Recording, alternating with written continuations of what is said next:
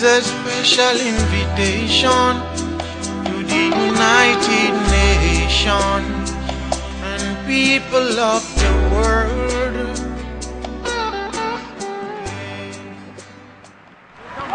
Hey, where is the way? I forgot the way to go.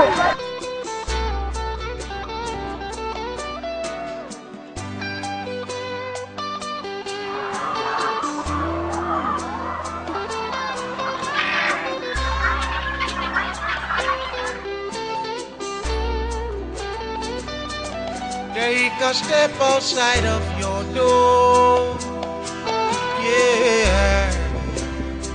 If you hear my words,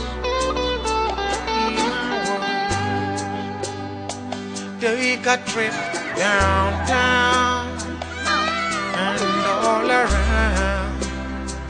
Please travel the world and look some more, yeah. If you wanna see the people you've given freedom and security, yeah. Why don't you come to the ghetto? Yeah. And if you wanna see the that's the previous section. In fact, it is one of the two sections that we have. We have the commercial one, and then this is the research pen. But you can see that the animals are organized in. Can't you see their needs?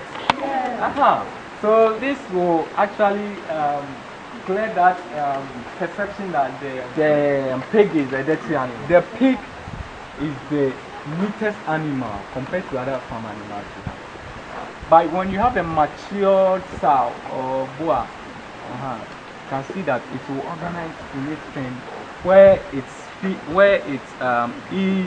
eases itself, where it feeds, where it relaxes.